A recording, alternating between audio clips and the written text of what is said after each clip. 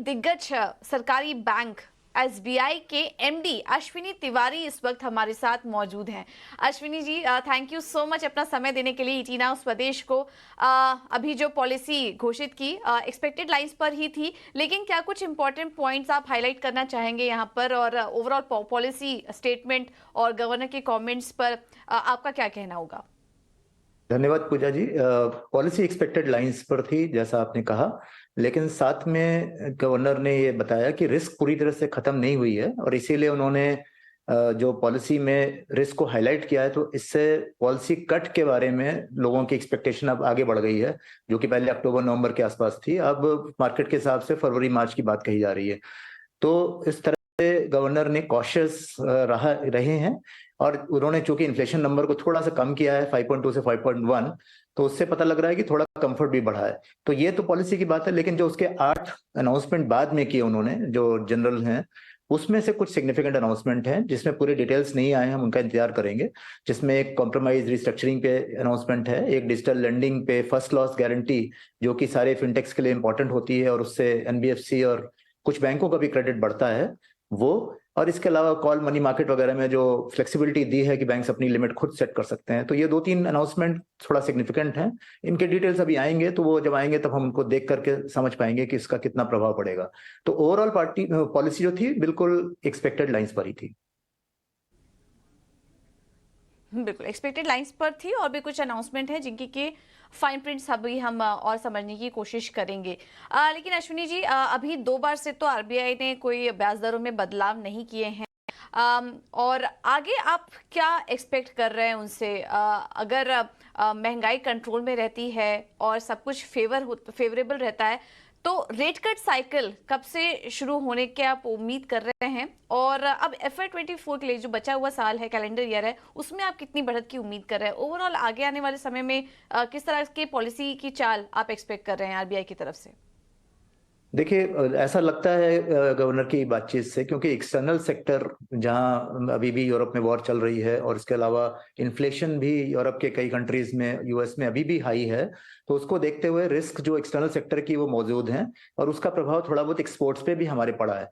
तो जिसकी वजह से गवर्नर का ये मानना है कि अभी मतलब उन्होंने रेट कट के बारे में कोई बात कही नहीं, पर ऐसा अंदेशा लगता है कि रेट कट अभी तुरंत फिलहाल तो नहीं दिखाई पड़ रहा है।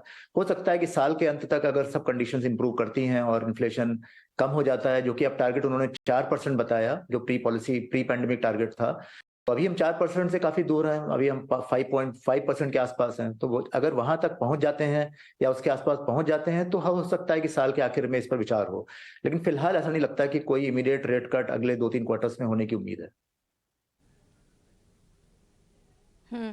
अब एक ग्राहक के पॉइंट ऑफ व्यू से आपसे सवाल सवाल करना चाहेंगे, क्योंकि उनके ऊपर हम देख रहे हैं कि लगातार ये जो ब्याज दरों में बढ़त हुई है, उनके पॉकेट पर भी असर पड़ा, और हमने देखा कि ईएमआई में भी बढ़ोतरी हुई है। अगर एक डेटा आपको बताएं होम लोन से जुड़ा, तो वहां पर भी पिछले 1 साल में करीब करीब 20% के आसपास की बढ़त हो चुकी है। आपको क्या लग रहा है, क्या इसकी वजह से क्रेडिट डिमांड में कुछ आप इम्पैक्ट देख रहे हैं आने वाले समय में, या फिर दिखना शुरू हो चुका है? डिमांड पर कोई असर आप देख रहे हैं? नहीं, अभी तक तो इसका कोई असर हमें दिखा नहीं है, क्योंकि लोन ग्रोथ जो है पिछले 3 क्वार्टर से 15% से ऊपर चल रही है। इनफैक्ट लोन ग्रोथ जो है वो डिपॉजिट ग्रोथ से अधिक चल रही है, और केवल परसेंटेज टर्म्स में कि ओवरऑल टर्म्स में भी। तो इसलिए इंक्रीमेंटल सीडी रेशियो जो होता है वो भी 100% के ऊपर चल रहा है, यानी जितने लोन दिए जा रहे हैं फ्रेश, वो डिपॉजिट ग्रोथ उस पीरियड की जो है उससे ज्यादा हो रही है। तो इसको देखते हुए नहीं लगता कि कोई असर है अभी हुआ है। और इसका एक कारण यह भी है कि कोविड के पीरियड में लोगों ने अपने खर्चे, लोगों ने अपने इन्वेस्टमेंट सब रोक के रखे हुए थे। तो वो जब पीरियड खत्म हो गया और अभी अपॉर्चुनिटीज हैं, चाहे हाउस बिल्डिंग की हो, चाहे गाड़ी खरीदने की हो, तो अपॉर्चुनिटीज हैं, तो लोग स्पेंड कर रहे हैं। स्पेंडिंग में थोड़ी बहुत गिरावट आ सकती है, क्योंकि ओवरऑल बेस जो है उसके ऊपर अब बढ़ोतरी हो रही है। पर अभी तक जो हमने देखा है मार्च तक के रिजल्ट्स, और इवन गवर्नर ने जो डेटा दिया मई तक का, उसमें क्रेडिट ग्रोथ अभी भी 15-16% के आसपास है। तो हो सकता है थोड़ी बहुत ये कम हो, क्योंकि बेस बढ़ गई है, लेकिन ओवरऑल अभी कोई फर्क दिखाई नहीं पड़ रहा है। लॉन्ग रन में ऑफ कोर्स थोड़ा बहुत फर्क पड़ता ही है इंडिविजुअल हाउस होल्ड पर, लेकिन फिलहाल हमने इसमें कोई कमी होते हुए नहीं देखी है। ओके। तो सर, एक आखिरी सवाल होगा। अब मान लीजिए अभी तो फिलहाल किसी तरह की कटौती की नहीं कर रहे हैं और रेट्स भी हम देख रहे हैं अपने ऊपरी स्तरों पर आ चुके हैं कि इंटरेस्ट रेट्स की बात करें तो अगर आरबीआई रेट कट शुरू करता है तो क्या आप उसको आगे कंज्यूमर को पास ऑन करेंगे या बाकी बैंक्स आपको लगता है कि इसको पास ऑन करते हुए नजर आएंगे? देखिए, जहां तक इंडिविजुअल कंज्यूमर का सवाल है तो वो रेट्स तो अब एक्सटर्नल बेंचमार्क से लिंक्ड हैं और ज्यादातर बैंक और हमारे केस में रेपो से लिंक्ड है। तो जैसे ही रेपो रेट कम होगा तो हमारे यहाँ रेट अपने आप पास ऑन हो जाएंगे। तो उसमें तो रिटेल कंज्यूमर के केस में तो कोई इशू है ही नहीं। रही बात कॉर्पोरेट की, तो उसमें क्या होता है, काफी सारे कॉर्पोरेट्स के रेट अभी एमसीएलआर से लिंक्ड है, जो मार्जिनल जो रेट होता था पहले, और उसकी रीसेटिंग जो है वो 6 महीने, 3 महीने, साल भर पे होती है। तो वो थोड़ा लैग के साथ प्राइस होते हैं। इसी तरह से लास्ट ईयर जो रेट हाइक्स हुए हैं वो भी अभी पूरी तरह से पास ऑन नहीं हो पाए हैं कॉर्पोरेट्स को, जो एमसीएलआर से लिंक्ड है। तो इसलिए थोड़े लैग के साथ चलता है, लेकिन रिटेल कस्टमर को इमीडिएट फायदा मिलता है क्योंकि वो रिपो से लिंक किया हुआ है। बिल्कुल। तो रिटेल कस्टमर को आगे फायदा मिलता हुआ दिखाई देगा और जैसे ब्याज दरों में उतार चढ़ाव होगा उसका असर भी यहाँ पर हम देख पाएंगे कंज्यूमर्स के पॉकेट पर। Ashwini ji, thank you so much आपका समय देने के लिए और पॉलिसी स्टेटमेंट का और इंटरेस्ट रेट साइकिल पर हमारे लिए डिटेल में एनालिसिस करने के लिए थैंक यू सो मच आपका।